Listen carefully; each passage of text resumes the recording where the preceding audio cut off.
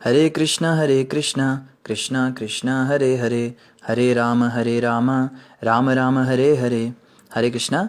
आप सभी भक्तों का हार्दिक स्वागत है आज की श्रीमद् भागवतम की इस कक्षा में। स्वागतम सुस्वागतम। और हम चर्चा कर रहे हैं श्रीमद् भागवतम चतुर्थ स्कंद अध्याय 27 के ऊपर, जिसका नाम है राजा पुरंजन की नगरी पर चंडवेग का धावा। तो जल्दी से हम रिकैप करते हैं। कल हमने परसों हमने क्या पढ़ा था। हम पढ़ रहे थे राजा पुरंजन की पत्नी के आज्ञा के बिना वो आखेट करने गया और खूब सारे बेजुबान जानवरों को उसने बड़े तड़पा तड़पा कर मारा। तब ये दुष्ट राजा जब थक गया तो थकने के बाद वापस घर आया तो देखा उसकी पत्नी उससे रूठी हुई है। अपनी रूठी पत्नी को देखकर पुरंजन ने सोचा कि अब इनको तो मनाना पड़ेगा। तो मनाने के लिए पुरंजन ने क्या किया, पहले उन्होंने उनको संबोधन दिया, सुंदरी तुम क्यों दुखी हो गई, क्यों तुम परेशान हो, तुम्हें देख के मुझे बड़ा बुरा लग रहा है। फिर वो फिलॉसफी झाड़ने लगा उसको कि ऐसा होता है कि कोई व्यक्ति अगर नाराज़ हो तो उसको दंड देना चाहिए दूसरे व्यक्ति को। तुम तो मुझे दंड भी नहीं दे रही हो, तुम तो मुझसे बात भी नहीं कर रही हो। और इस प्रकार से फिर उसने उसको मना लिया। तब जब मना लिया तो फिर से जो है वो उसके संग में रम गया। फिर ऐसे ही करते करते काफ़ी समय बीत गया। और इसी श्रृंखला में आज हम पढ़ेंगे श्रीमद् भागवतम चतुर्थ स्कंद अध्याय 27 और श्लोक संख्या 5 से प्रारंभ करेंगे। 4.27.5। हे राजा प्राचीन बर्हिषद, इस प्रकार राजा पुरंजन काम तथा पापमय कर्म फलों से पूरित हृदय से अपनी पत्नी के साथ भोग विलास करने लगा और इस तरह आधे ही क्षण में उनका नव जीवन तथा युवावस्था बीत गई। तो नारद जी बता रहे हैं राजा प्राचीन बर्हिषद को, वो कथा सुना रहे हैं राजा पुरंजन की। कह रहे हैं भोग विलास इतना किया उसने अपनी पत्नी के साथ कि आधे ही क्षण में उसका पूरा का पूरा जीवन और पूरी युवावस्था ही बीत गई। पूरा उसका जो उम्र ही थी पूरी निकल गई आधे क्षण में। उसको ऐसा लगा कि बस आधा ही क्षण हुआ है। तब नारद मुनि ने राजा प्राचीन बर्हिषद को संबोधित करते हुए कहा, हे विराट, इस प्रकार राजा पुरंजन के अपनी पत्नी पुरंजनी के गर्भ से 1100 पुत्र उत्पन्न हुए, किंतु इस कार्य में उसका आधा जीवन ही व्यतीत हो गया। तो नारद जी बता रहे हैं कि उस दुष्ट ने अपनी पत्नी पुरंजनी से 1100 पुत्र उत्पन्न किए, 1100 पुत्र, और इतने में तो केवल उसकी आधा ही उसका जीवन बीता, अभी तो आधा और बचा था। हे प्रजापति राजा प्राचीन बर्हिषद, इस तरह राजा पुरंजन के 110 कन्याएं भी उत्पन्न हुई। तो 1100 तो पुत्र थे और 110 कन्याएं भी थी। ये सब की सब अपने पिता तथा माता के समान यशस्विनी थी। उनका आचरण भद्र था, ये उदार थी और अन्य उत्तम गुणों से युक्त थी। तो चलो इनकी बेटियां जो हैं इनमें भद्रता थी, अच्छी थी ये। तत्पश्चात पंचाल देश के राजा पुरंजन ने अपने पैतृक कुल की वृद्धि के लिए अपने पुत्रों का विवाह योग्य वधुओं के साथ और अपनी कन्याओं का विवाह योग्य वरों के साथ कर दिया। तो समय के साथ उसने क्या किया, अपने पैतृक कुल की वृद्धि के लिए उसने अपने लड़कों और लड़कियों की शादी कर दी। तो विवाह के विषय में यहाँ पे बताया जा रहा है पैतृक कुल की वृद्धि के लिए विवाह किया जाता है, कुल को आगे बढ़ाने के लिए विवाह किया जाता है। विवाह अपनी कामों की इच्छाओं को पूरा करने के लिए नहीं किया जाता। विवाह कोई एंटरटेनमेंट के लिए नहीं किया जाता। आजकल लोग विवाह कर लेते हैं, वो आगे संतान ही उत्पन्न नहीं करते। कहते हैं हम बच्चे हो जाएंगे तो अभी हम उसके लिए तैयार नहीं हैं, हमको ये करना पड़ेगा, कैसे पालेंगे, क्या करेंगे। तो तुमने विवाह किया ही क्यों? विवाह करने का कारण जो है वो है अपने कुल को आगे बढ़ाना, इसके लिए विवाह होता है। इन अनेक पुत्रों में से प्रत्येक के कई 100 पुत्र उत्पन्न हुए। तो लो जी, अब थे ही इतने सारे और हर एक पुत्र के कई 100 पुत्र उत्पन्न हुए। इस प्रकार राजा पुरंजन के पुत्रों तथा पौत्रों से सारा पांचाल देश भर गया। तो बाहर से किसी को लाने की जरूरत ही नहीं, अपने घर में ही क्रिकेट टीम तो बड़ी छोटी चीज़ बन गई है। तो पूरी दुनिया की hockey team, football team, cricket team सारी इकट्ठी कर दो, इतने सारे तो इनके पोते हो गए। उसके बाद क्या हुआ, ये पुत्र तथा पौत्र एक प्रकार से पुरंजन के घर खजाना, नौकर, सचिव एवं दूसरे सारे साज सामान समेत सारी धन संपदा को लूटने वाले थे तथा अन्य साज सामान सारी धन संपदा को लूटने वाले थे। राजा पुरंजन का इन वस्तुओं से प्रगाढ़ संबंध था। तो ये सब क्या कर रहे थे, राजा पुरंजन के धन और संपदा को लूट रहे थे और राजा पुरंजन को इन सब वस्तुओं से बड़ा प्यार था। जो उनके पास होती है ना, जो हम लोग होते हैं, हमें अपनी धन संपदा से कितना प्यार होता है। एक एक नोट जब हम कमा कर लाते हैं तो उसको बार बार गिनते हैं, बार बार गिनने को मन करता है। जब नई नई सैलरी किसी लड़के को मिलती है, उसने नई नई जॉब शुरू की, तो कम से कम 100 बार अपने नोट गिनता है और उनको बार बार रखता है जेब में। उसको लगता है कितने सारे पैसे मेरे पास आ गए, उसको लगता है जितनी बार गिनूंगा बढ़ जाएंगे शायद ये। तो कितना प्यार होता है, और बूढ़े होने तक भी कितना प्यार रहता है। लेकिन जैसे ही उन नोटों को उसे देना पड़ता है, अपने बच्चों को, अपनी पत्नी को, अपने घर वालों को, तो जैसे उसके दिल के ऊपर कोई कोई खंजर भोंक देता है उसके कलेजे पर। इतना बुरा लगता है। मन किसी का नहीं करता उन पैसों को देने का, पर देने पड़ते हैं, फिर उसको बड़ा बुरा लगता है। तो यहाँ पे यही बता रहे, पुरंजन को भी यही लगता था, ये सारे के सारे जो हो गए पैदा, ये तो लुटेरे हैं। मुझे इतना प्यार है अपनी धन संपदा से, और ये इसको लूट के ले जा रहे हैं मुझसे। नारद मुनि ने आगे कहा, हे राजा प्राचीन बरहिषद, तुम्हारी ही तरह राजा पुरंजन भी अनेक इच्छाओं में उलझा हुआ था। अब पॉइंट पे आ रहे नारद जी कि तुमको मैं जो कथा सुना रहा हूँ, ये पुरंजन जो है ये तुम्हारे जैसा ही था, इसलिए तुम्हें सुना रहा हूँ। अब वो रिलेट करेगा, अरे बाप रे, इतनी सारी जो बातें बोली, इतनी जो अभद्र व्यवहार की चर्चा की, सब मैं करता था क्या? ये होता है संतों का तरीका, ये नारद मुनि का स्टाइल होता है प्रीचिंग करने का। कथा के माध्यम से सब कुछ बोल भी दिया और लास्ट में आके उसको रिलेट किया कि तुम्हारे जैसे इच्छाओं में उलझा हुआ था। इसलिए उसने देवताओं, पितरों तथा सामाजिक नेताओं की पूजा विविध यज्ञों द्वारा की, किंतु ये सारे यज्ञ निशंस थे, क्योंकि उनके पीछे पशुओं के वध की भावना काम कर रही थी। तो कह रहे हैं कि उसने क्या किया, पितरों को, देवताओं को बहुत बलियां चढ़ाई, बहुत सारे यज्ञ किए, बहुत संस्कार किए, लेकिन ये सब जो थे बेकार हो गए उसकी पूजा पाठ, क्योंकि उनके पीछे पशुओं के वध की भावना काम कर रही थी। उनके जो पुरोहित थे वो बस पशुओं की बलि चढ़ाने के लिए आते थे, उनके मन में यही भाव रहता था।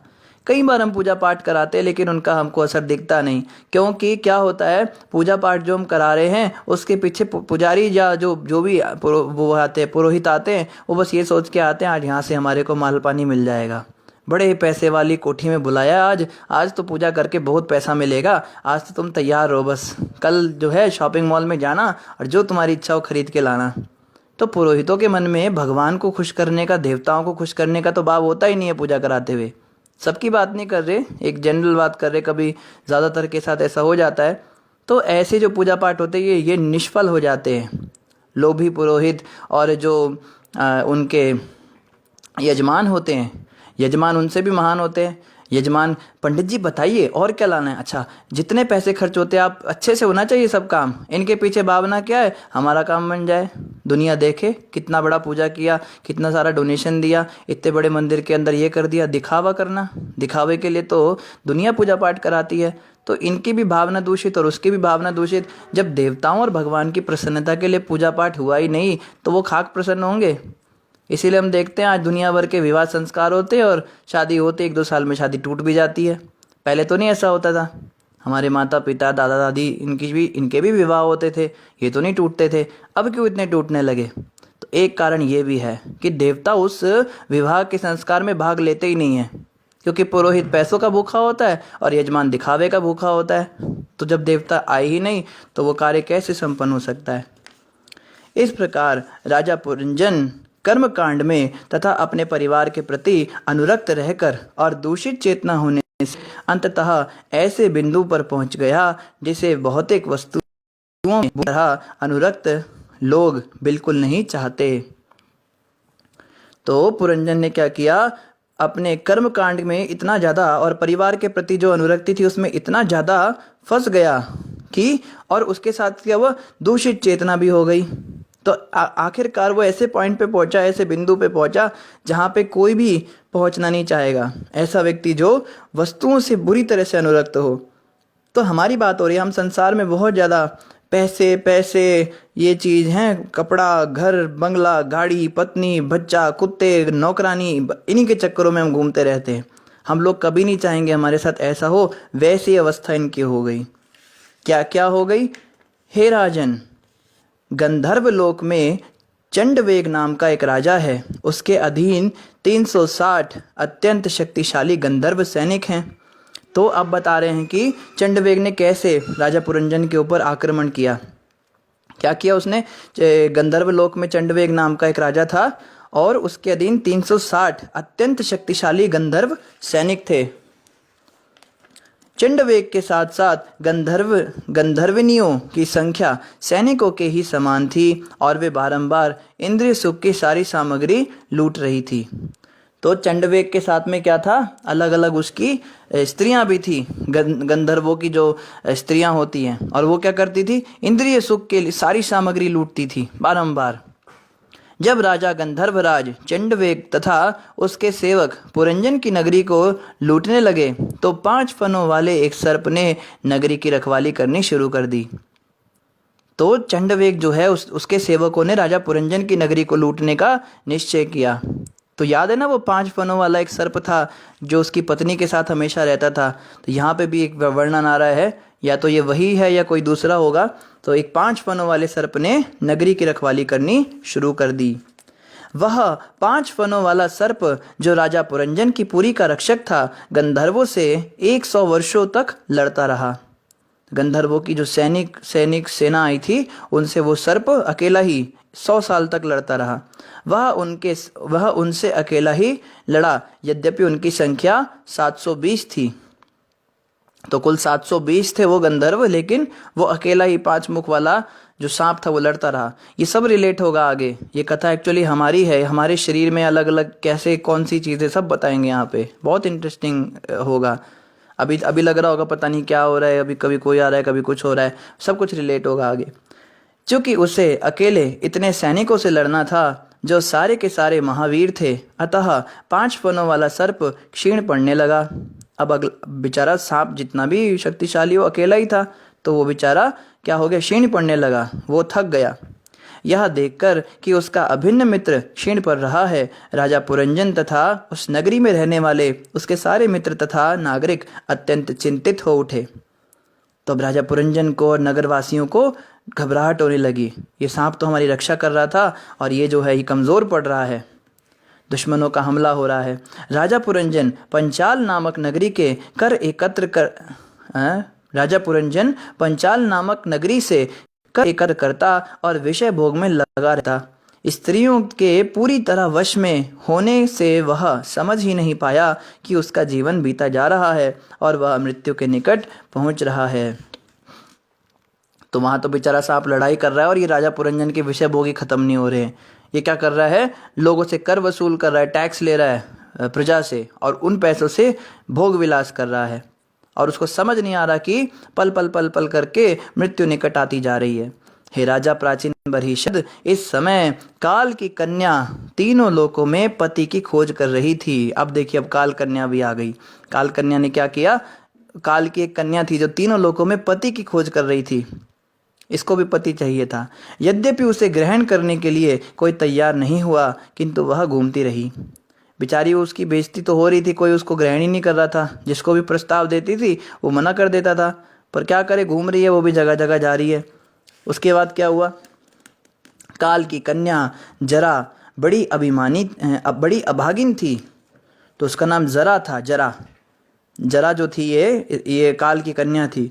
ये बड़ी अभागिनी थी। क्यों अभागिनी थी? तो उससे क्या हुआ? फलतः लोग उसे दुर्भगा कहते थे। तो दुर्भगा उसका नाम हो गया कि तू बड़ी दुर्भागिनी है, तेरा तो नाम ही दुर्भगा है। किंतु एक महाराजा पर प्रसन्न हो गई, और चूंकि राजा ने उसे स्वीकार कर लिया था, इसलिए उसने उसे वरदान दिया। तो काल कन्या जो थी, इसको कोई वर नहीं रहा था, लेकिन अचानक से एक दिन राजा ने इसको स्वीकार कर लिया, एक्सेप्ट कर लिया, और उससे राजा ने उसको स्वीकार किया तो बड़ी खुश हो गई। तो उसने क्या किया? उसको वरदान दे दिया। एक बार जब मैं सर्वोच्च लोक ब्रह्मलोक से इस पृथ्वी पर आ रहा था, तो संसार भर का भ्रमण करते हुए काल की कन्या से मेरी भेंट हुई। वह मुझे नैष्टिक ब्रह्मचारी जानकर मुझ पर अत्यंत कामातुर हो गई और उसने प्रस्ताव रखा कि मैं उसे अपना लूं। तो इतनी बेशरम वो औरत थी, ब्रह्मचारी को देखकर भी वहां पर भी उनको विवाह का प्रस्ताव दे रही है काल कन्या। नारद जी बता रहे, मेरे को भी मिली थी ये। तो जब उसने जाना मैं नैष्टिक ब्रह्मचारी हूँ तो मुझ पे बहुत कामातुर हो गई और मुझे प्रस्ताव देने लगी मैं उसको अपना लूँ, मुझसे शादी कर लीजिए। हैं? महर्षि नारद ने आगे कहा, जब मैंने उसकी प्रार्थना अस्वीकार कर दी तो वह मुझ पर अत्यंत क्रुद्ध हुई और मुझे घोर शाप देने लगी।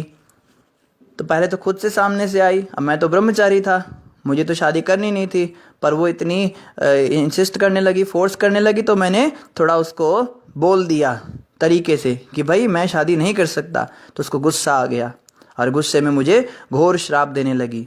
क्योंकि मैंने उसकी प्रार्थना अस्वीकार कर दी थी, अतः उसने कहा कि तुम किसी एक स्थान पर अधिक काल तक टिक नहीं सकोगे। तो नारद जी को ये श्राप मिला हुआ है। नारद जी कभी भी एक स्थान पर कभी टिकते नहीं हैं। हम देखते हैं ना कि टिंग टिंग टिंग टिंग करके अचानक से नारद जी प्रकट हो जाते हैं और अपनी बात करके टिंग टिंग टिंग टिंग करके वापस गायब हो जाते हैं।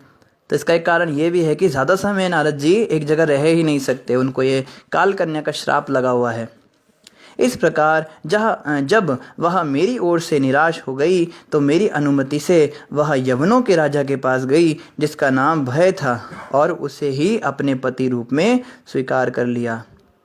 तो फाइनली यवनों का कोई राजा था और उसका नाम था भय, उसने उससे शादी करी। तो वो काल कन्या से यवनों के राजा से फाइनली शादी कर ली। यवनों के राजा के पास पहुंचकर काल कन्या ने उसे वीर रूप में संबोधित करते हुए कहा, महाशय आप अछूतों में श्रेष्ठ हैं। हे महाशय आप जो हैं आप अछूतों में श्रेष्ठ हैं, मतलब आपको छूने मात्र से लोग जो हैं पापी हो जाए, बिल्कुल अशुद्ध हो जाए, ऐसे अशुद्ध जीवात्माओं में आप परम अशुद्ध जीवात्मा हैं। कितनी सुंदर उसको वो संबोधन दे रही है। मैं आपको प्रेम करती हूँ और आपको पति रूप में ग्रहण करना चाहती हूँ। मैं जानती हूँ कि यदि कोई आपसे दोस्ती करता है तो वह निराश नहीं होता। तो उसको बहुत सुंदर सुंदर बातें बोल रही है। जो लोक रीति के अनुसार अथवा शास्त्रों के आदेशानुसार दान नहीं देता और जो इस प्रकार के दान का ग्रहण नहीं करता, उन दोनों को ही तमोगुणी समझना चाहिए। ऐसे लोग मूर्खों के पथ का अनुसरण करते हैं, निश्चित ही उन्हें अंत में पछताना पड़ता है। तो इसको कहते हैं शास्त्रों के द्वारा विवाह का प्रस्ताव देना। यही सेम बात याद कीजिए कर्दम मुनि से कही थी स्वयंभू मनु ने कि मैं अपनी लड़की का रिश्ता आपके लिए लेकर आया हूँ, क्या नाम, कर्दम मुनि जी, और आपको मैं बता दूँ शास्त्र कहते हैं स्वयं से सामने से आई हुई वस्तु को जो व्यक्ति ठुकरा दे और बाद में फिर उसके पीछे पीछे भागे तो उस व्यक्ति को मूर्ख कहा जाता है। यही बात ये काल कन्या कह रही है कि आपके पास मैं स्वयं से आई हूँ और दान को ग्रहण ना करना, और इवन जो व्यक्ति, पहली बात तो जो शास्त्रों के अनुसार दान देता नहीं वो तो व्यक्ति है ही तमोगुणी, लेकिन जो सामने से आए हुए दान को ग्रहण नहीं करता उसको भी तमोगुणी माना जाता है। और ऐसे जो लोग हैं ये मूर्खों के पथ का अनुसरण करते हैं, निश्चित ही उन्हें अंत में पछताना पड़ता है। तो आप पछताओगे अगर आपने मेरा प्रस्ताव स्वीकार नहीं किया। ऐसी गुंडागर्दी के साथ ये शादी का वो दे रही है, उनको हाथ मांग रही है। काल कन्या ने आगे कहा, हे भद्र, मैं आपकी सेवा के लिए उपस्थित हूँ, कृपया मुझे स्वीकार करके मेरे ऊपर दया करें। पुरुष का सबसे बड़ा कर्तव्य है किसी दुखी व्यक्ति पर अनुकंपा करना। क्या कह रही है? अगर तुम पुरुष हो तो तुम्हें पुरुषों का कर्तव्य पूरा करना चाहिए, तुमको व्यक्ति के ऊपर अनुकंपा दिखानी चाहिए। मैं तो स्वयं से उपस्थित हो गई ना तुम्हारे सामने, मैं तुम्हारी सेवा करूंगी, तुमको पराठे बना के खिलाऊंगी, तुम्हारे बच्चों को पालन करूंगी, तो तुम मुझे स्वीकार कर लो, हैं, अच्छे से अच्छे व्यक्ति बनो। काल कन्या का कथन सुनकर यवनराज हंसने लगा। लो जी, अब एक नई कहानी। अब यवनराज जो था, जब उसने काल कन्या की सब बातें सुनी उसको हंसी आ गई। क्यों हंसने लगा? हंसने लगा और विधाता का गुप्त कार्य पूरा करने की युक्ति खोजने लगा। तब उसने काल कन्या को इस प्रकार संबोधित किया। अब सुनिए वो उसने क्या कहा काल कन्या से। यवनराज ने उत्तर दिया, मैंने बहुत सोच विचार के बाद तुम्हारे लिए एक पति निश्चित किया है। वास्तव में सबों की दृष्टि में तुम अशुभ तथा उत्पाती हो। तो मुंह पे बोल रहा है कि तुम बड़ी बेकार हो सबके लिए, पर फिर भी मैंने तुम्हारे लिए एक बहुत अच्छा पति ढूंढा है, क्योंकि तुम्हें कोई भी पसंद नहीं करता। लो जी, अब इतनी बेइज्जती कर रहा है उसकी। तुम्हें कोई भी पसंद नहीं करता, अतः तुम्हें कोई पत्नी रूप में कैसे स्वीकार कर सकता है? जब तुम्हें कोई पसंद ही नहीं करता तो तुम सोच भी कैसे सकती हो कि कोई तुम्हें अपनी पत्नी बनाएगा? तो इतनी इतनी बेचारी की अब हैं इतनी बेइज्जती हो रही है। यह संसार सकाम कर्मों का प्रतिफल है, अतः तुम सभी लोगों पर अलक्षित रहकर आक्रमण कर सकती हो। मेरे सैनिकों के बल की सहायता से तुम बिना किसी विरोध के उनका संहार कर सकती हो। तो ये संसार क्या है? सकाम कर्मों का प्रतिफल है। एक्चुअली इस पूरी दुनिया के अंदर और कुछ नहीं है, सब अपने अपने कर्मों के फल ही भोग रहे हैं। कोई अच्छा करता है तो अच्छा फल भोगता है, बुरा करता है तो बुरा फल भोगता है, यही सब चल रहा है। तो तुम क्या करो, तुम अलक्षित होकर लोगों पर आक्रमण कर सकती हो। मैं अपने सैनिक तुमको देता हूँ, तुम्हें जिसका संहार करना है करो। यवन राज ने आगे कहा, यह मेरा भाई प्रज्वार है, तुम्हें मैं अपनी बहन के रूप में स्वीकार करता हूँ। लो जी, वो बेचारी शादी का न्योता लेके आई थी, उसको बहन बना दिया इसने। मैं तुम दोनों का तथा अपने भयंकर सैनिकों का उपयोग इस संसार के भीतर अदृश्य रूप से करूंगा। ये काल कन्या आज भी हमारे सामने आती है, हमें अब बताएंगे कौन है ये। तो इसने क्या किया, इसने इन दोनों को भयंकर सैनिक दे दिए अपने, और बोला कि इस संसार के भीतर तुम अदृश्य रूप से मेरा कार्य करोगी। और इसी के साथ अध्याय 27 भी पूरा हुआ। ये थोड़ा सा कंफ्यूजिंग था, ये सब अभी बाद में जब रिलेट होगा ना तो सारी कड़ियाँ जो हैं इकट्ठी होंगी, अभी समझ नहीं आ रहा होगा। कभी तो पुरंजन की कथा चल रही है, फिर बीच में ये नारद जी अपनी बताने लगे, फिर एक काल कन्या आ गई, क्या चल रहा है, तो अभी सब कुछ रिलेट होगा। अध्याय 28 हम प्रारंभ करेंगे। अध्याय 28 का नाम है अगले जन्म में पुरंजन को स्त्री योनि की प्राप्ति। नारद उवाच, नारद मुनि ने आगे कहा, हे राजा प्राचीन बर्हिषत, तत्पश्चात यवनराज साक्षात भय, प्रज्वार, काल कन्या तथा अपने सैनिकों सहित सारे संसार में विचरने लगा। तो जो राजा, ये जो यवनराज था, जिसके पास वो काल कन्या आई थी, यवनराज और साक्षात भय, प्रज्वार और काल कन्या, ये लोग सैनिकों को लेकर पूरे संसार में विचरण करने लगे। एक बार इन भयानक सैनिकों ने पुरंजन नगरी पर बड़े वेग से आक्रमण किया। तो पहले तो उसका आक्रमण हुआ था गंधर्व राज का, अब इसका भी जो है आक्रमण हो गया, यवन राज का भी। यद्यपि यह नगरी भोग की सारी सामग्री से परिपूर्ण थी, किंतु इसकी रखवाली एक बूढ़ा सर्प कर रहा था। तो सांप भी जो है साथ साथ बूढ़ा हो गया उसका। धीरे धीरे काल कन्या ने घातक सैनिकों की सहायता से पुरंजन की नगरी के समस्त वासियों पर आक्रमण कर दिया और उन्हें सभी प्रकार से निकम्मा बना दिया। तो काल कन्या के प्रभाव से क्या हुआ, जो सारे के सारे सैनिक थे वो सब निकम्मे हो गए उसके, पुरंजन के। जब काल कन्या ने शरीर पर आक्रमण किया तो यवनराज के घातक सैनिक विभिन्न द्वारों से नगरी में घुस आए, फिर वे सभी नागरिकों को अत्यधिक कष्ट देने लगे। तो काल कन्या जो है वो शरीर पे आक्रमण कर रही थी। तो यवनराज के जो घातक सैनिक थे वो विभिन्न द्वारों से नगरी में घुस गए। 9 द्वार थे ना नगरी के, याद है ना, 9 द्वारों से वो सारे सैनिक घुसने लगे, फिर वे सभी नागरिकों को अत्यधिक कष्ट देने लगे। जब इस प्रकार वह नगरी सैनिकों तथा काल कन्या के द्वारा विपदाग्रस्त हो गई तो अपने परिवार की ममता में लिप्त राजा पुरंजन यवनराज तथा काल कन्या के आक्रमण से संकट में पड़ गया। तो सैनिक तो कुछ कर ही नहीं पाए और काल कन्या जो है वो विपदाग्रस्त हो गई। तो क्या हुआ, परिवार की ममता में लिप्त जो राजा पुरंजन था वो यवनराज और काल कन्या के आक्रमण से संकट में पड़ गया। अब ये लोग अंदर घुस गए नगरी के। काल कन्या द्वारा आलिंगन किए जाने से धीरे धीरे राजा पुरंजन का सारा शरीर, शारीरिक सौंदर्य जाता रहा। तो काल कन्या जब अंदर आ गई तो शरीर पर कैसे आक्रमण करती थी, आलिंगन करती थी, उसको गले लगाती थी, और जितनी बार गले लगाती थी धीरे धीरे उसका सारा शारीरिक सौंदर्य खत्म होता गया। अत्यधिक विषयासक्त होने से उसकी बुद्धि भ्रष्ट हो गई और उसका सारा ऐश्वर्य नष्ट हो गया। सभी कुछ खो जाने पर गंधर्वों तथा यवनों ने उसे बलपूर्वक जीत लिया।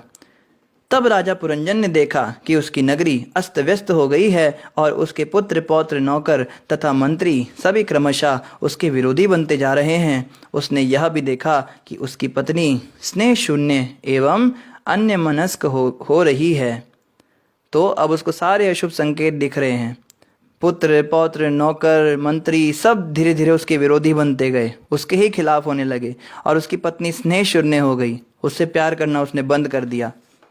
जब राजा पुरंजन ने देखा कि उसके परिवार के समस्त प्राणी, उसके संबंधी, अनुचर, दास, मंत्री तथा अन्य सभी उसके विरुद्ध हो गए हैं तो वह अत्यंत चिंतित हुआ। किंतु उसे इस स्थिति से छूटने का कोई उपाय दिखा नहीं, क्योंकि वह काल कन्या द्वारा बुरी तरह परास्त कर दिया गया था। तो काल कन्या क्या कर रही थी, उसके शारीरिक सौंदर्य को लगातार खत्म करती जा रही थी, और ये जितने परिवार के लोग थे ये सब धीरे धीरे उसके और ज़्यादा विरुद्ध होते जा रहे थे। तो वो बेचारा कुछ नहीं कर पा रहा था, बस चिंतित होकर देख रहा था क्या हो रहा है। काल कन्या के प्रभाव से विषय भोग की सारी वस्तुएं बासी पड़ गई थी। अपनी काम इच्छाओं के बने रहने के कारण राजा पुरंजन अत्यंत दीन बन चुका था। उसे अपने जीवन लक्ष्य का भी पता न था। वह अब भी अपनी पत्नी तथा बच्चों के प्रति अत्यंत आसक्त था, और उसने पालन के संबंध में चिंतित और उनके पालन के संबंध में चिंतित था। तो ये इतना ज़्यादा अटैच हो गया था, इतना आसक्त हो गया था अपने परिवार पर। परिवार के लोग इसको पसंद नहीं करते, लेकिन तो भी काम इच्छाएं बनी रही, जिसके कारण वो अत्यंत दीन बन चुका था और जीवन लक्ष्य का कुछ पता नहीं था, भक्ति कुछ पता नहीं था। बस पत्नी और बच्चों के प्रति उनकी चिंता करना, कैसे इनका पालन करूं, कैसे इनको अच्छे से और रखूं। और लेकिन क्या बूढ़ा होता जा रहा था। राजा पुरंजन की नगरी गंधर्व तथा यवन सैनिकों द्वारा जीत ली गई, और यद्यपि राजा इस नगरी को त्यागना नहीं चाहता था, किंतु परिस्थितिवश उसे ऐसा करना पड़ा, क्योंकि काल कन्या ने उसे कुचल दिया था। तो काल कन्या जो थी वो उसको कुचल रही थी, और उसकी इच्छा नहीं थी इस 9 द्वारों वाली नगरी को छोड़ने की, पर उसको ऐसा करना पड़ा, उसको ये नगर छोड़ना पड़ा, क्योंकि उस पर यवन सैनिक और जो गंधर्व सैनिक थे उनका आक्रमण हो चुका था। ऐसी दशा में यवन राज के बड़े भाई प्रज्वार ने अपने छोटे भाई भय को प्रसन्न करने के लिए नगरी में आग लगा दी। बस इसी की कमी थी, अब जो नगरी थी उसके अंदर आग भी लग गई। नगरी के अंदर जब आग लग गई तो क्या हुआ, जब सारी नगरी जलने लगी तो सारे नागरिक तथा राजा के नौकर, उसके परिवार के सदस्य, पुत्र पौत्र पत्नियां तथा अन्य संबंधी अग्नि की चपेट में आ गए। इस प्रकार राजा पुरंजन अत्यंत दुखी हो गया। अब उसके सारे पत्नी बच्चे नौकर सबके सब जो हैं अग्नि की चपेट में आ गए। बहुत दुखी हुआ। जब नगरी की रखवाली करने वाले सर्प ने देखा कि नागरिक पर काल कन्या का आक्रमण हो रहा है, तो वह यह देखकर अत्यंत संतप्त हुआ कि यवनों ने आक्रमण करके उसके घर में आग लगा दी है। तो जो 5 फनों वाला सर्प था वो भी ये देखकर बड़ा खिन्न हो रहा था। जिस प्रकार जंगल में आग लगने पर वृक्ष के कोटर में रहने वाला सर्प उस वृक्ष को छोड़ना चाहता है, उसी प्रकार वह नगरी अधीक्षक सर्प भी अग्नि के प्रचंड ताप के कारण नगरी छोड़ने के लिए इच्छुक हो उठा। तो ये जो सांप था इतने सालों से नगरी की रक्षा कर रहा था, फाइनली जब उसमें आग लग गई तो उसने सोचा मैं अब इसको छोड़ के चलूं, क्योंकि उसको ताप लग रहा था अग्नि का। गंधर्वों तथा यवन सैनिकों द्वारा उस सर्प के शरीर के अंग जर्जर कर दिए गए।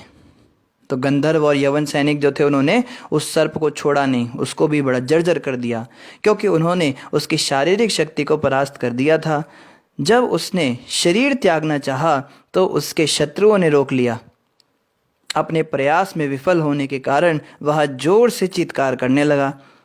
तो वो बेचारा मरना चाह रहा था, तो इन्होंने उसको मरने भी नहीं दिया उस सर्प को, और वो बस चिल्लाने लगा गुस्से में या दुख में कि मैं तो मर भी नहीं पा रहा हूँ। तब राजा पुरंजन अपनी पुत्रियों, पुत्रों, पौत्रों, पुत्र वधुओं, जमाता, नौकरों तथा अन्य पार्षदों के साथ साथ अपने घर के सारे साज सामान तथा जो भी कुछ संचित धन था उन सब के विषय में सोचने लगा। अब पुरंजन मरते हुए क्या सोच रहा है, मेरे बच्चों का क्या होगा, मेरी पत्नी का क्या होगा, मेरे पुत्रों का क्या, मेरे पौत्रों का क्या होगा, पुत्र वधुओं का क्या होगा, धन संपत्ति का क्या होगा। ये सोचते उसके अब प्राण निकलने वाले हैं। राजा पुरंजन अपने परिवार के प्रति और मेरे विचार में अत्यधिक आसक्त था। तो उसके दिमाग में कंटिन्यूअसली यही चल रहा है, मेरा क्या होगा, मेरे घर का क्या होगा, बस मैं और मेरा, ये विचार उसके मन में चल रहा था। चूँकि वह अपनी पत्नी के प्रति अत्यधिक मोहित था, इसलिए वह पहले से दीन बन चुका था। तो और जब पत्नी को जलते हुए देख रहा है, पत्नी को मरते हुए देख रहा है, तो और दीन बन गया, और उसकी जो अंदर दीनता का भाव था वो बढ़ने लगा। वियोग के समय वह अत्यंत दुखी हो गया। तो अपनी पत्नी को उसको उसको बिछोड़ना पड़ रहा अपनी पत्नी से। कितना ज़्यादा अपनी पत्नी से आसक्त था बेचारा, और अब वियोग का समय आया तो अत्यंत दुखी हो गया। राजा पुरंजन अत्यंत चिंतित होकर सोचने लगा, हाय मेरी पत्नी इतने सारे बच्चों से परेशान होगी, जब मैं यह शरीर छोड़ दूंगा तो यह किस प्रकार परिवार के इन सभी सदस्यों का पालन करेगी। हाय वह परिवार पालन के विचार से अत्यधिक कष्ट पाएगी। तो मरते हुए सोच रहे मेरे बाद में पत्नी कैसे बच्चों का पालन करेगी, कैसे जिंदगी जिएगी, कितनी दुखी होगी। राजा पुरंजन अपनी पत्नी के साथ अपने पुराने व्यवहारों को सोचने लगा। उसे याद आया कि उसकी पत्नी तब तक भोजन नहीं करती थी जब तक वह स्वयं खा नहीं चुकता था। अब उसको याद आ रहा है मेरी पत्नी तब तक नहीं खाना खाती थी जब तक मैं नहीं खाता था, अब कैसे खाएगी। वह तब तक नहीं नहाती थी जब तक वह नहीं नहा लेता था, और वह उस पर सदा इतनी अधिक अनुरक्त थी कि यदि वह कभी झिड़क देता था तो उस पर नाराज हो जाता था। झिड़क देता था और उस पर नाराज हो जाता था तो वह मौन रहकर उसके दुर्व्यवहार को सहन कर लेती थी। अब उसको याद आ रहा है मैं इसको कितना डांट देता था, गुस्सा करता था, पर ये चुपचाप सुनती थी। राजा पुरंजन सोचता रहा कि उसके मोहग्रस्त होने पर किस तरह उसकी पत्नी उसे अच्छी सलाह देती थी, और उसके घर से बाहर चले जाने पर वह कितनी दुखी हो जाती थी। यद्यपि वह अनेक पुत्रों एवं वीरों की माता थी, तो भी राजा को डर था कि वह गृहस्थी का भार नहीं ढो सकेगी। तो पत्नी के लिए बहुत दुख हो रहा है उसको मरते हुए कि पत्नी कैसे गृहस्थी के भार को ढोएगी। राजा पुरंजन आगे भी चिंतित रहने लगा, जब मैं इस संसार से चला जाऊंगा तो मेरे ऊपर पूर्णतः आश्रित पुत्र तथा पुत्रियां किस प्रकार अपना जीवन निर्वाह करेंगी। उनकी स्थिति जहाज में चढ़े हुए उन यात्रियों के समान है जिनका जहाज सागर के बीच में ही टूट जाता है। अभी तो मुझे ये करना था, अभी तो उसको LLB करानी थी, उसको BA कराना था, उसकी शादी करनी थी, उसके बच्चों का ये संस्कार करना था, वो करना था, दुनिया भर की बातें उसके दिमाग में चल रही हैं। पर अब क्या होगा, मैं तो रहूँगा नहीं संसार में, कैसे ये सब काम संपन्न हो पाएंगे, इसके दिमाग में वो विचार आ रहा है। यद्यपि राजा पुरंजन को अपनी पत्नी तथा बच्चों के भाग्य के विषय में पश्चाताप नहीं करना चाहिए था, फिर भी उसने अपनी दीन बुद्धि के कारण ऐसा किया। उसी समय भय नामक यवनराज उसे बंदी करने के लिए तुरंत निकट आ धमका। तो भय नाम का जो ये यवनराज था जिसने काल कन्या को अपनी बहन बनाया था, ये तुरंत वहां पर आ गया और उसको बंदी बनाकर ले गया। फिर क्या हुआ, जब यवनगण राजा पुरंजन को पशु की भांति बांधकर उसे अपने स्थान को ले जाने लगे तो राजा के अनुचर अत्यंत शोकाकुल हो उठे। उन्हें भी विलाप करते हुए राजा के साथ साथ जाना पड़ा। तो राजा के जितने अनुचर थे उनको भी, वो भी रो रहे थे जोर जोर से, उनको भी उसके साथ जाना पड़ा। वह सर्प भी जिसे यवनराज के सैनिकों ने बंदी बनाकर पहले ही नगरी के बाहर कर दिया था, अन्यों के साथ अपने स्वामी के पीछे पीछे चल पड़ा। तो सर्प मरना चाह रहा था पर उसको मरने नहीं दिया, उसको भी इनके साथ साथ जाना पड़ा। जो ही इन सबों ने नगरी को छोड़ दिया त्यों ही वह नगरी तहस नहस ध्वस्त होकर धूल में मिल गई। तो नगरी जो थी वो भी जल रही थी लेकिन पूरी तरह तहस नहस नहीं हो पा रही थी। जैसे ये लोग निकले तो वो तहस नहस हो गई। जब राजा पुरंजन शक्तिशाली यवन द्वारा बलपूर्वक घसीटा जा रहा था तब भी अपनी निरी मूर्खता के कारण वह अपने मित्रों तथा हितैषी परमात्मा का स्मरण नहीं कर सका। तो मरते हुए जो ये भय यवनराज है इसको ले जा रहा है, जाते समय भगवान का स्मरण तो कर ही नहीं पाया। वो मूर्खता के कारण अपने मित्र हितैषियों का ही स्मरण करने लगा। सब इन दोस्तों यारों का स्मरण, पुत्री का और पत्नी का, इनका स्मरण कर रहा है। उस घोर निर्दयी राजा पुरंजन ने विविध यज्ञों में अनेक पशुओं का वध किया था। अब वे सारे पशु इस अवसर का लाभ उठाकर उसे अपने सींगों से बेधने लगे। ऐसा प्रतीत हो रहा था मानो उसे फरसों से टुकड़े टुकड़े करके काटा जा रहा हो। जैसे कुल्हाड़ी होती है ना, कुल्हाड़ी से किसी व्यक्ति को टुकड़े टुकड़े करके काटा जा रहा हो, ऐसे वो सारे के सारे पशु अपने पहने पहने सींग से उसको नोच रहे थे। ये बात हमेशा ध्यान रखनी, जितने भी हमने मांस मांस जिन लोगों ने खाया है, मछली, मांस, अंडे और ये सब जो है भेड़िए, छिपकली या बिच्छू, ये जो जो भी खाते हैं भारत में, जैसे बकरे, मुर्गे, ये बहुत खाए जाते हैं, ये सब के सब हम हमसे बदला लेने के लिए खड़े होंगे उस रास्ते पर, जब हमें नरक में ले जाया जाएगा। और ये तो सज़ा नहीं देंगे, तो रास्ते में केवल वेलकम करने के लिए खड़े होंगे, अंदर क्या होगा वो तो भूल ही जाइए। तो ये सारे के सारे हमें उस दिन नोचेंगे। स्त्रियों की दूषित संगति के कारण जीव रूप राजा पुरंजन निरंतर संसार के समस्त कष्टों को सहता है और अनेक अनेक वर्षों तक समस्त प्रकार की स्मृति से शून्य होकर भौतिक जीवन के अंधकार क्षेत्र में पड़ा रहता है।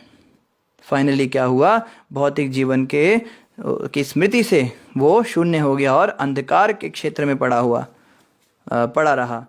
क्योंकि राजा पुरंजन ने अपनी पत्नी का स्मरण करते हुए अपने शरीर को त्याग दिया था, अतः वह अगले जन्म में अच्छे कुल की एक अत्यंत सुंदर स्त्री बन गया।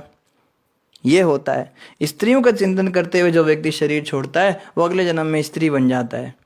भगवान कृष्ण कहते हैं ना गीता में, अंतवत्त फलम तेषाम, जो व्यक्ति अंत समय पे जिस भाव का स्मरण करता है, जिस वस्तु का स्मरण करता है, वो वही बन जाता है।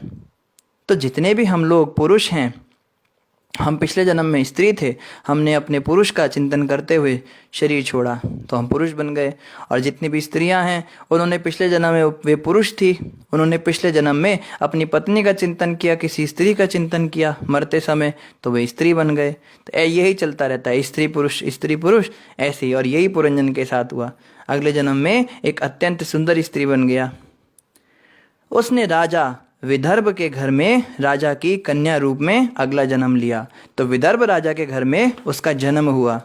यह निश्चित हुआ था कि राजा विदर्भ की कन्या वैदर्भी का विवाह अत्यंत शक्तिशाली पुरुष मलयध्वज के साथ किया जाए, जो पांडु देश का रहने वाला था।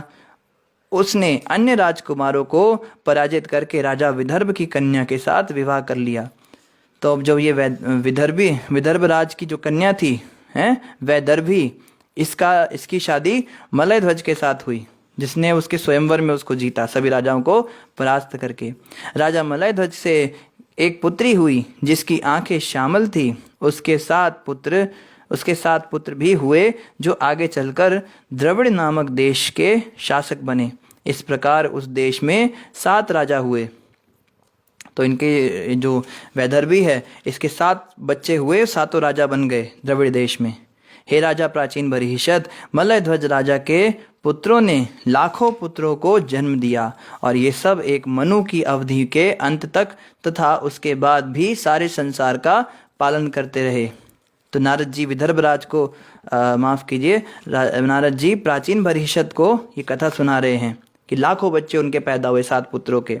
भगवान कृष्ण के परम भक्त मलयध्वज की पहली कन्या का विवाह अगस्त्य मुनि के साथ हुआ। उससे एक पुत्र उत्पन्न हुआ जिसका नाम दृढ़च्युत था, जिससे इदमवाह नाम एक पुत्र उत्पन्न हुआ।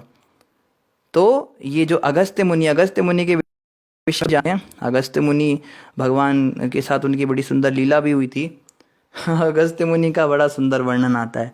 एक बार क्या हुआ, पार्वती जी को बड़ी इच्छा हुई कि मैं किसी मुनि को इनवाइट करूं और उसको भोजन खिलाऊं। तो शिव जी के पास गई वो।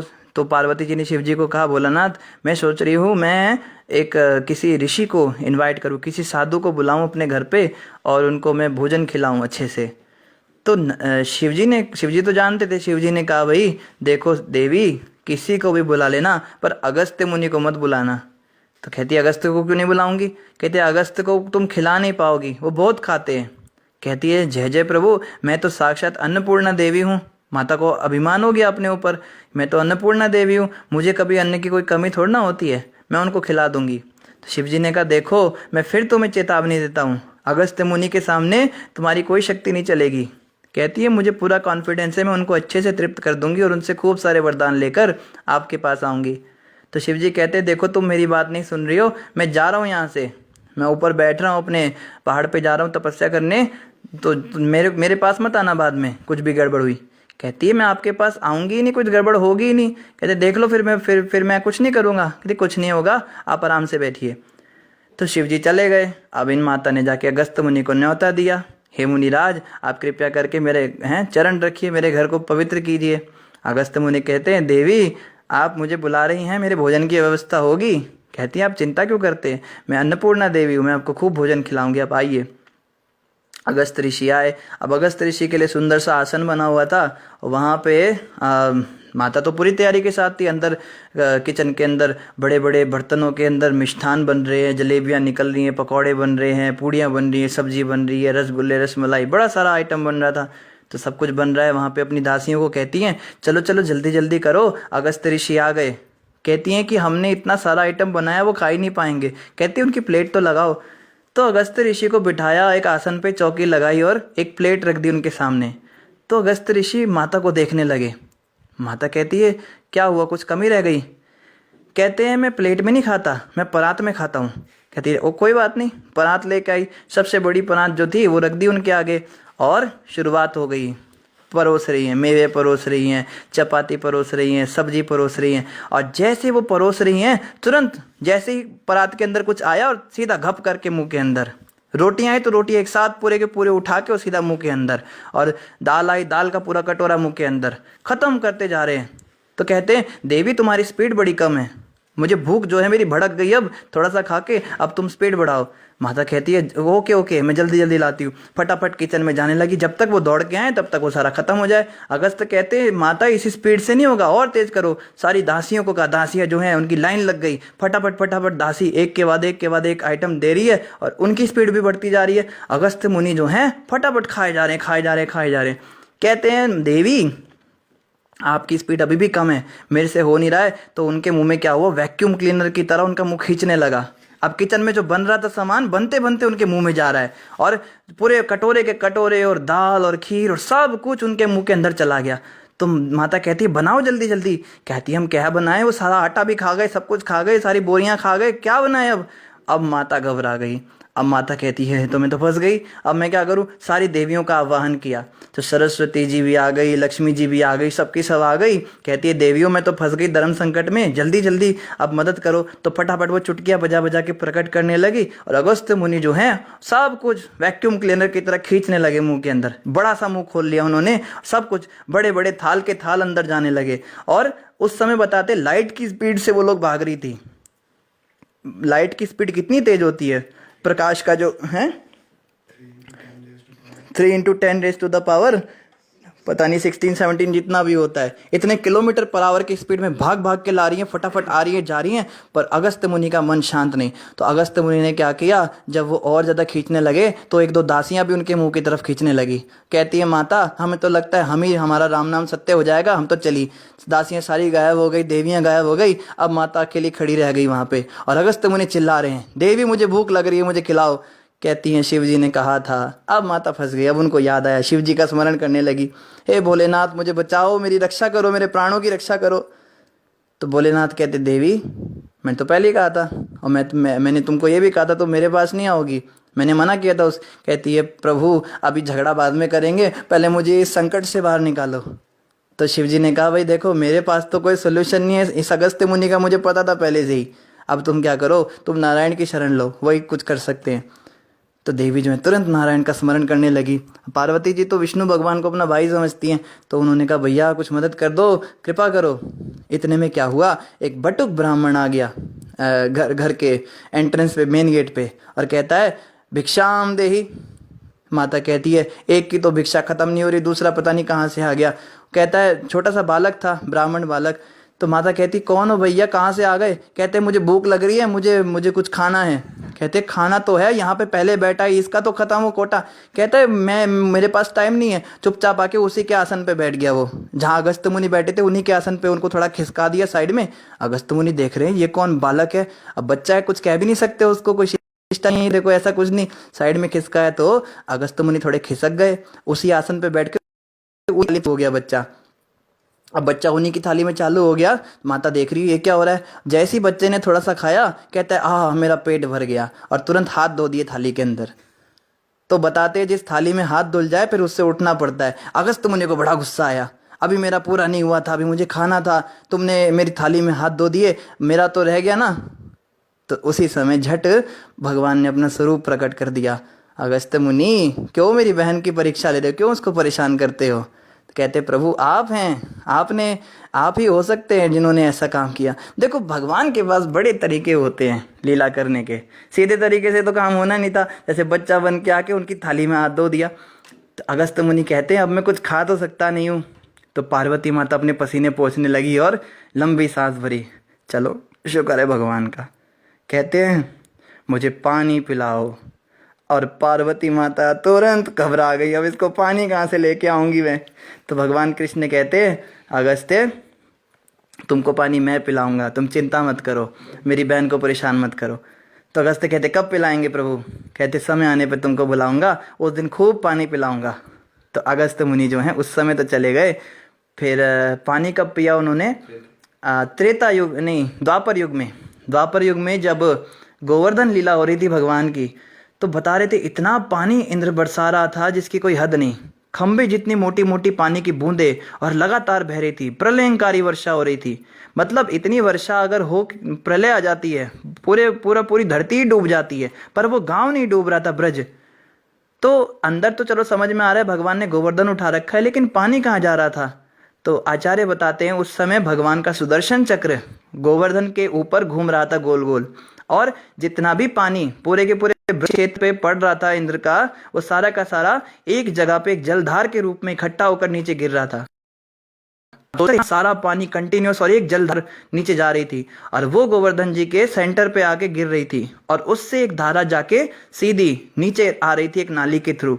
और वहां पे अगस्त्य मुनि को बिठा दिया भगवान ने, और बड़ा सा मुंह खोल लिया। अगस्त्य मुनि सारा पानी पिए जा रहे हैं।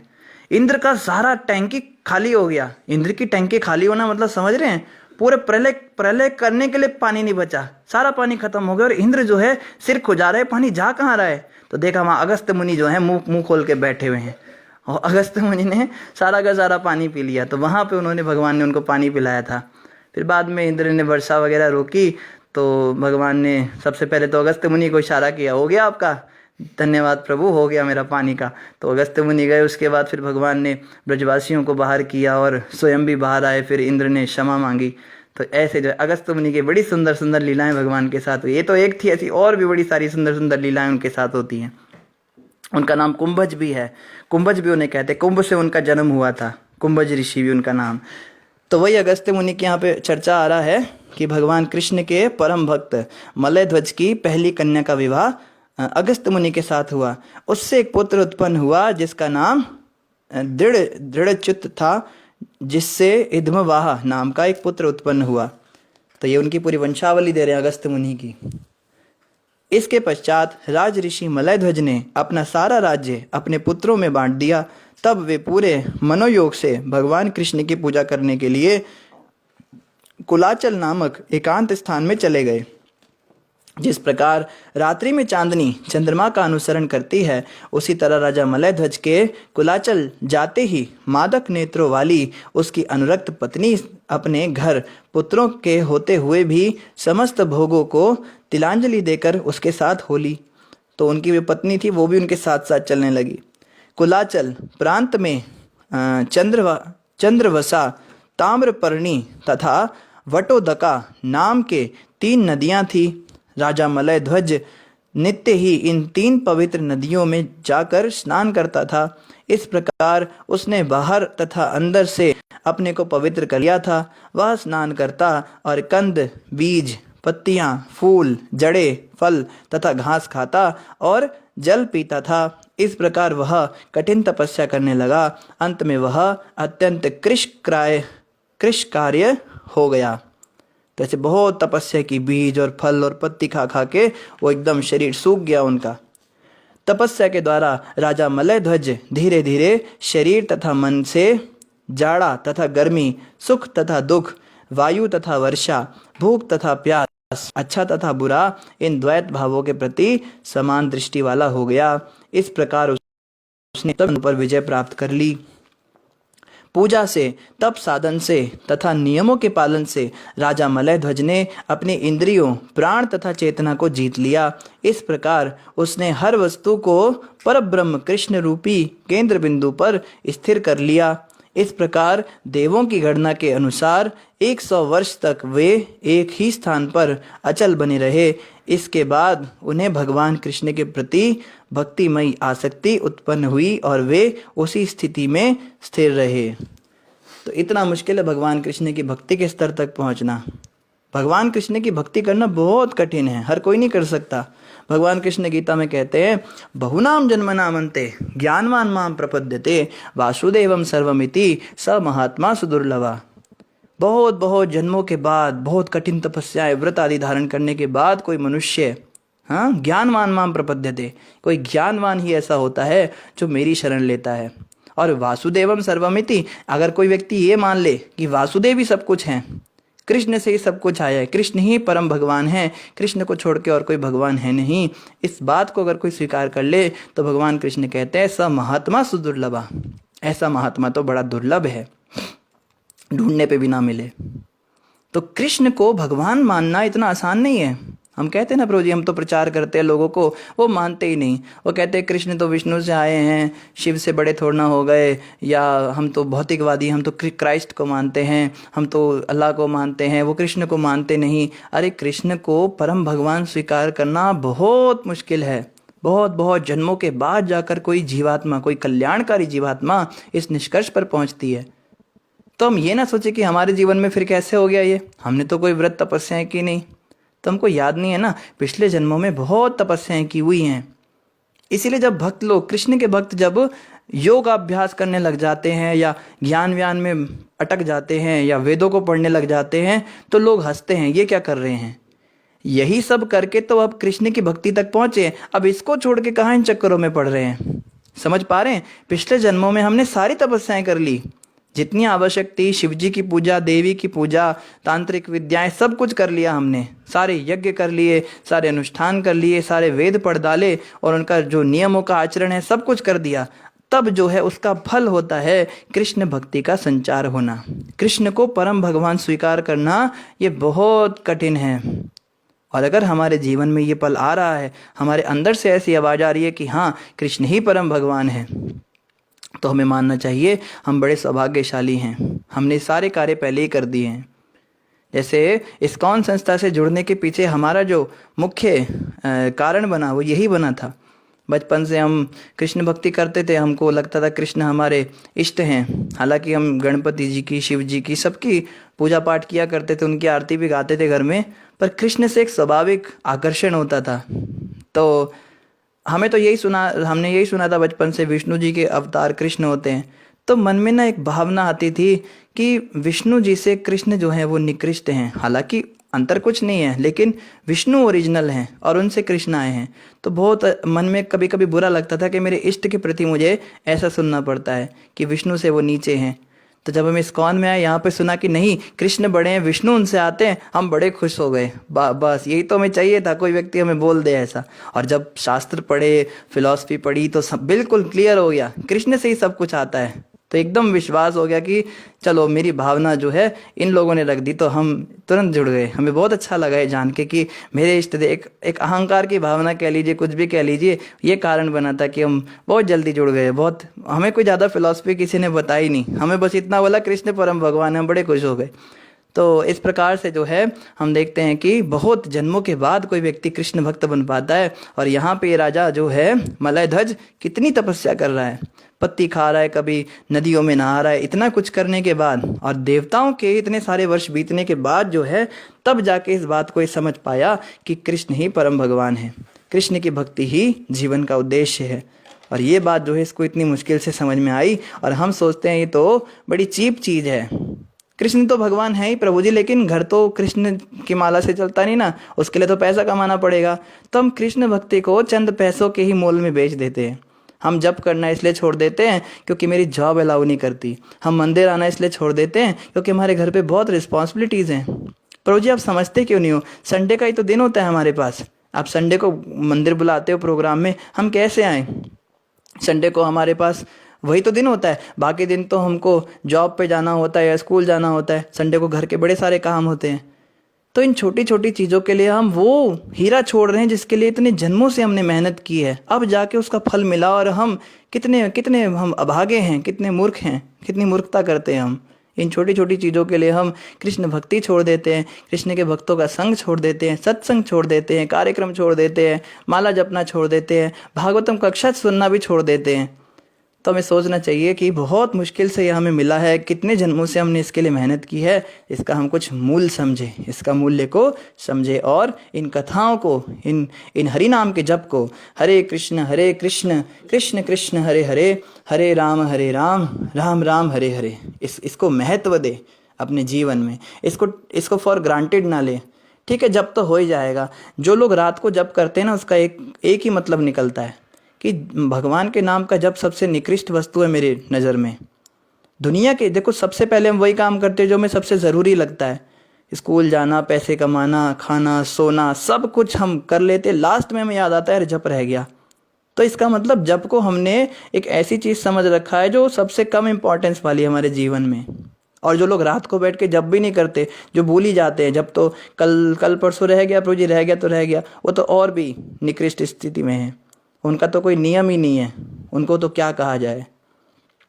वो तो क्या कर रहे हैं, अहो दुखम महादुखम दुखा दुख तरम यता काचा नाम विस्मृतम रत्नम हरेर नामैव केवलम।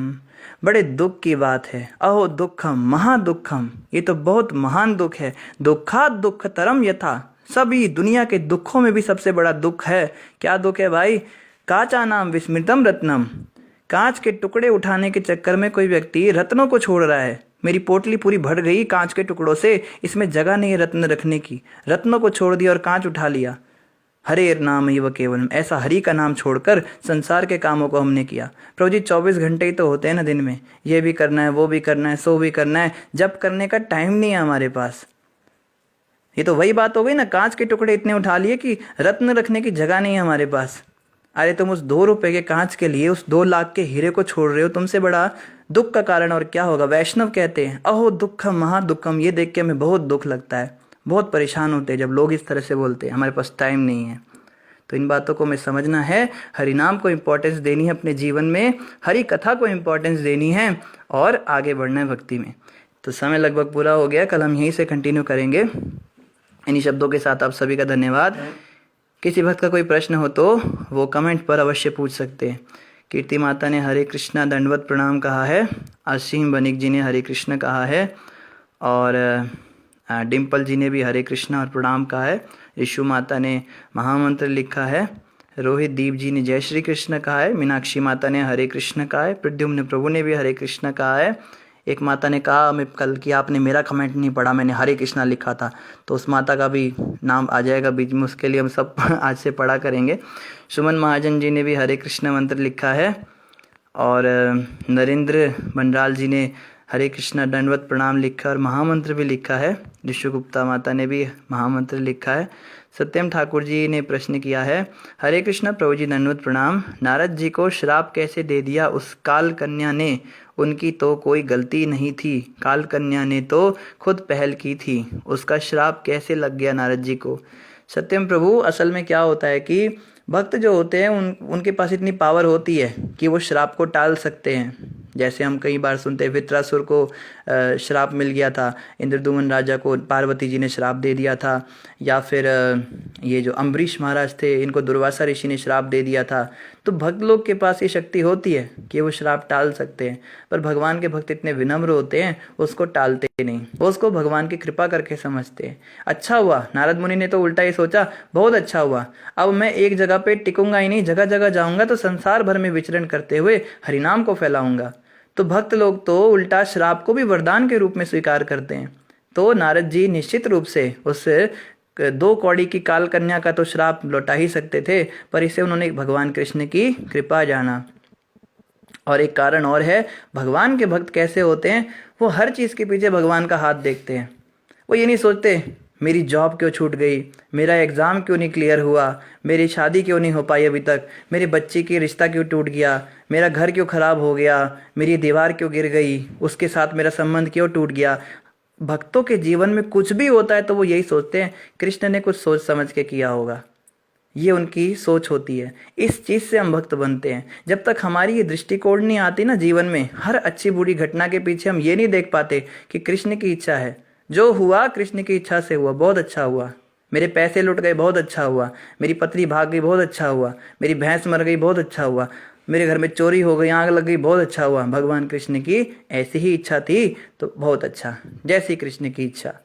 तो ऐसा भाव भक्तों के मन में आता है, शुद्ध भक्तों का ऐसा भाव होता है। तो नारद जी को जब श्राप लगा तो उन्होंने भी ये सोचा बहुत अच्छा हुआ, उसके पॉजिटिव साइड्स देखे और उससे हुआ भी अच्छा। जैसे प्रभुपाद जी को एक बार, जब प्रभुपाद जी विदेश में रहते थे तो वहाँ पे उम्र काफ़ी हो गई थी, 70 साल से अधिक उम्र थी। तो कोई ऐसा रोग लग गया कि डॉक्टर के पास जब शिष्य ले गए तो डॉक्टर ने बोला आपको डेली मॉर्निंग वॉक करना पड़ेगा, इतनी इतनी पैदल आपको चलना ही पड़ेगा मॉर्निंग में, नहीं तो आपका स्वास्थ्य खराब हो जाएगा। तो प्रभुपाद जी जब मॉर्निंग वॉक में चलने लगे तो वो बहुत वरदान साबित हुआ भक्तों के लिए, क्योंकि मॉर्निंग वॉक के समय प्रभुपाद जी कुछ चीज़ें डिस्कस करते थे जो कभी डिस्कस नहीं करते थे भक्तों के साथ। तो एक नई सीरीज शुरू हुई, morning walk lectures. Prabhupada ji के मॉर्निंग वॉक लेक्चर्स आप सुन सकते हो, यूट्यूब पे बहुत सारे हैं। मॉर्निंग वॉक के दौरान प्रभुपाद जी साइंटिस्ट के बारे में चर्चा करते थे और डिबेट्स करते थे। उनके शिष्य जो हैं ऐसे प्रश्न करते थे कि वो साइंटिस्ट ऐसा कहता है, उस डॉक्टर ने ऐसा कहा, उस धर्म का व्यक्ति ऐसा कहता है, नास्तिक व्यक्ति इस तरह के तर्क देता है। तो प्रभुपाद जी तर्क का खंडन करते थे, उसको ये तर्क दो, उसको ये जवाब दो, ऐसा दो वैसा दो। तो वो मॉर्निंग वॉक लेक्चर्स इतने इतने चमत्कारी बने, उनको सुनने मात्र से बहुत प्रचार बढ़ा, भक्त लोग बहुत सुंदर प्रचार करने लगे। तो भगवान के भक्त होते हैं वो भगवान के कृपा के रूप में हर चीज़ को देखते हैं, अच्छी बुरी घटनाओं को। तो मैं आपको समझ आया होगा। रुचि माता ने भी हरे कृष्ण महामंत्र लिखा है, ममता माता भी हरे कृष्ण कह रही हैं, और डीपी जी ने हरे कृष्ण कहा है, और इनके अलावा करनैल प्रभु ने भी दंडवत प्रणाम रुद्र प्रभु जी कहा है। करनैल प्रभु आपका बहुत बहुत स्वागत है आज की कक्षा में, आप रोज़ आया करो। और मुनीश महाजन जी ने हरे कृष्ण महामंत्र लिखा है। प्रद्युम्न प्रभु ने हरे कृष्ण महामंत्र लिखा है। अशोक प्रभु जी ने भी कहा है हरे कृष्ण प्रभु जी प्रणाम, माला जप का विधान बता दीजिए भक्तों को शास्त्र मत अनुसार। तो अशोक जी ऐसा होता है कि हरे कृष्ण महामंत्र का जप या किसी भी मंत्र का जप यूं तो हम खुले डुले रूप से कर सकते हैं। कई भक्त कहते हैं हम तो खुला नाम लेते हैं, हमें सब कुछ खुला दिया उसने, हम भी खुला नाम लेंगे। खुले के चक्कर में हम कुछ नहीं करते हैं। कभी हम 2 मिनट बैठ जाते हैं, कभी 1 मिनट बैठ जाते हैं, फिर हम कहते हैं बस प्रभु का नाम है, इसको भी गिन गिन के लोगे क्या। अरे प्रभु ने सब खुला दिया है। सच्चे दिल से, सच्ची आत्मा से उस परमात्मा का तुम 1 सेकंड के लिए भी अगर चिंतन कर लो ना, बस वही सबसे बड़ी पूजा है। 1 सेकंड तो उसका चिंतन किया, बाकी 23 घंटे और 59 मिनट तक केवल विषय चिंतन किया तूने, और तू कहता है 1 सेकंड में परमात्मा तेरा खुश हो गया। तो ये सब बहानेबाजी होती है, मन की मलिनता होती है। मन भगवान का जप नहीं करना चाहता, मन तो चाहता है विषय भोग करना, खेलना, खाना, कूदना। तो इस सारे झंझट से बचने के लिए नए नए लोग बातें बनाते हैं। तो माला जप बहुत आवश्यक है। माला पे जब हम जाप करते हैं तभी तो पता लगता है कि हमने कितना मंत्र जपा है, कितना हमारा भजन हुआ। जब हमें कोई बॉस सैलरी देता है तो हम ये कहते हैं सर जितने नोट दे दिए मैं गिनूंगा नहीं इन्हें, बस खुला आपकी मैं खुली सेवा करता हूँ, आप खुला कीजिए। हर काम खुला करते हैं क्या हम? कभी ऐसा हुआ है कि हम किसी दुकान पर गए व्यक्ति के पास, उसको बोला तो खुले मुझे चावल दे दे, और उसने खुले चावल दिए और आपने खुले पैसे दे दिए, जितने नोट दिए ना मैंने तो गिनना मत, बस तू खुला रख इनको। तो वहाँ पे तो इतना नोट गिन गिन के 1-1 रुपए का हिसाब रखते हैं, कितने थे, कितने आए, कितने गए। अरे असली कमाई तो यही है ना, नाम धन ही तो हमारी असली कमाई है। इसको कमाने के चक्कर में खुला खुला कर देते हैं, और खुले के चक्कर में वो सब खुला खुला ही हो जाता है। तो भजन बिल्कुल हमें नोट करना चाहिए, 1-1 माला का हिसाब रखना चाहिए। कल मेरे इतने श्वास बेकार गए, कल मैंने इतने घंटे नाम जपा, मेरे इतना घंटा बर्बाद हुआ, सबका जो है भक्तों को जो है एक नोट रखना चाहिए अपने पास। इसीलिए माला जप का विधान, माला पे गिनो। 108 बार आपने महामंत्र जपा, कितने माला जपे? कल 2 माला जपी तो आज 2 से ज़्यादा ही हो, 2 से कम ना हो। कल 10 माला की तो आज 10 से कम ना हो, ज़्यादा ही हो। इस प्रकार भक्ति में आगे आगे बढ़ते हैं। तो माला पे जप बहुत आवश्यक है। अशोक जी जैसा बता रहे हैं सभी भक्तों के लिए, तो माला पे जब अवश्य कीजिए। अशोक प्रभु रोज सुबह कॉल करते हैं भक्तों को व्हाट्सएप ग्रुप में, तो आप सभी प्रयास कीजिए। 5:30 बजे सुबह जप करते, 5:30 से 7:30 बीच में जब भी आपके पास समय हो आप जप में आ सकते हो, उसको ज्वाइन कर सकते हो। तो मॉर्निंग में जो हम माला करते हैं बैठ के साथ में, इतनी सारी सुविधा भगवान दे रहे हैं। अब भी अगर हम जप नहीं करेंगे तो भगवान भी हाथ जोड़ लेंगे, भाई तेरा उद्धार मैं भी नहीं कर सकता। घर पे बैठे बैठे तेरे को मैंने सारा कुछ प्रोवाइड कर दिया, भक्त दे दिए, कॉल दे दी, जप माला दे दी, उंगली दे दी, मुंह दे दिया, जीभ दे दी, सारे ज्ञान दे दिया शास्त्रों का, इतना तुम्हें भागवत भी सुना दिया। अब भी तू अगर मेरा नाम नहीं जपेगा सुबह उठ के तो फिर मेरी जिम्मेदारी नहीं होगी अगर तेरे को यमदूत पकड़ेंगे या अगले जन्म में कुत्ता बिल्ली बन के घूमेगा तो यही हमें सोचना है कि भगवान इतनी कृपा कर रहे हैं तो उसको हमें लेना है। उम्मीद है अशोक प्रभु कि आपका संदेश हमने सब तक पहुंचाया होगा। और राघव बैरी जी कह रहे हैं, प्रभु जी ये तो बताइए काल कन्या कौन है। तो राघव जी, काल कन्या जो है वो काल है, समय, जो पल पल हमारे को जो है मृत्यु के नजदीक से, कल का दिन मेरे जीवन से निकल गया, आज जो है मेरे पास एक दिन कम बचा है, तो मेरे जीवन का एक दिन मर गया। समझ पा रहे हैं? जैसे मेरे जीवन 10 दिनों में अंत होने वाला है, तो कल का दिन खत्म हुआ, अब 9 दिन रह गए, तो काल ने मेरे जीवन का एक दिन मार दिया। काल पल पल मेरी मृत्यु कर रहा है, हर पल में मृत्यु की ओर नजदीक जाता जा रहा है, उसको काल कन्या कहते हैं। वो काल कन्या थी जो राजा पुरंजन यानी हमारे पास पल पल आ रही थी आक्रमण करने के लिए और हमारी आयु क्षीण कर रही थी। उसने क्या ना, जैसे वो गले लग रही थी उसको, तो धीरे धीरे उसकी सुंदरता खत्म हो रही थी। तो काल के प्रभाव से हमारी भी सुंदरता खत्म होती जाती है। पल पल हम सोचते ना शीशे में देख के, जब हम जवान थे तो कितने सुंदर दिखते थे, सिर पे बाल हुआ करते थे, मूंछ काली हुआ करती थी, या स्त्री देखती मेरे चेहरे पे झुर्रियाँ नहीं होती थी। तो काल जो है हमें बदसूरत करता जाता है, ये वो काल कन्या थी। और अर्श प्रीत जी ने भी हरे कृष्ण कहा है, मीना माता भी हरे कृष्ण कह रही हैं, और समृति माता कह रही है, at the time of death how can we remember युगल जोड़ी, why do we remember a man और अ वुमेन, अ मैन और अ वुमेन और चिल्ड्रन और फैमिली। समृति माता, गुरु महाराज ने इसका उत्तर दिया है आपके प्रश्न का। महाराज कहते, जीवन पर्यंत हमने जिस विषय का चिंतन किया होगा अंत समय पे वही हमारी नज़रों के सामने आता है। तो जीवन पर्यंत हम पति पत्नी बच्चे इन्हीं में उलझे रहते हैं, तो अंत समय पे यही याद आएगा। इसीलिए जीवन भर हमें हरिनाम जपना है। गुरु महाराज कहते, इतना जप कर कि हद कर दे, कि यमराज भी हमारा खाता रद्द कर दे। हमें चाहिए कि हम इतना महामंत्र जपे कि अंत समय पे महामंत्र ही हमें याद आए। अभी एक भक्त का पीछे क्या हुआ, उसको थोड़ा डरा दिया हमने, कुछ भक्त मजाक कर रहे थे, तो बोलते मम्मी मम्मी मम्मी, उसके मुंह से मम्मी निकला, कृष्ण नहीं निकला। तो इससे पता लगता है कि अभी चिंतन वही चल रहा है हमारा। जिस दिन हमारे मुंह से कृष्ण कृष्ण निकलने लग जाए, उस दिन हम सोचे अब मृत्यु के समय कृष्ण की याद आएगी, नहीं तो उसको तो मम्मी याद आएगी अगले जन्म में फिर मम्मी बनेगा, औरत बन जाएगा, ये क्या होगा उसका।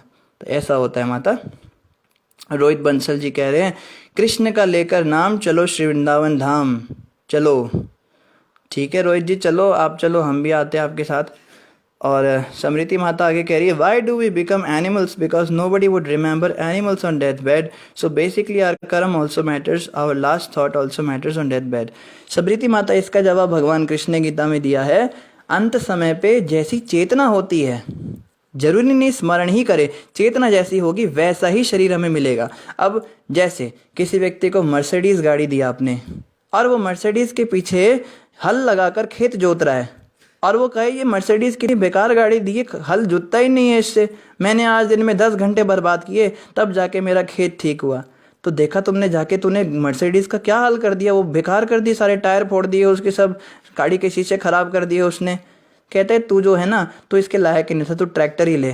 तो उसको सस्ता सा ट्रैक्टर दिला दिया, बोला हाँ ये ठीक है, उस पर उसको मजा आ रहा है। तो हमें ये मनुष्य शरीर रूपी मर्सिडीज गाड़ी मिलती है, और इससे हम काम वो करते जो कुत्ते बिल्लियों के लिए थे। हम कहते हैं हम इतना विषय भोग क्यों नहीं कर पाते, एक दिन में 2-3 बार विषय भोग करते तो थक जाते। तो फिर कबूतर का शरीर तैयार है, दिन में 26 बार विषय भोग करो। कोई कहता है हम खा नहीं पाते, हम इतना खाना चाहते पर हमें उल्टी आ जाती है। ठीक है भैया, तू हाथी के शरीर में जा, तुम तो मनुष्य शरीर के लायक ही नहीं थे। मर्सिडीज गाड़ी हल जोतने के लिए थोड़ी ना बनी थी, मर्सिडीज गाड़ी तो हाईवे पे चलाने के लिए बनी थी, उसका मजा तो हाईवे पे आता है। हाईवे पे फुल स्पीड पे हैं, 150-200 की स्पीड पे आप जब जाओ तब आनंद आएगा उसका।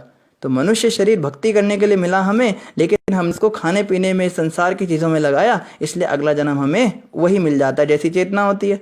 तो कोई व्यक्ति मरते समय यही अफसोस करे, खा नहीं पाई जिंदगी में ठीक से, तो हथनी बनेगी अगले जन्म में।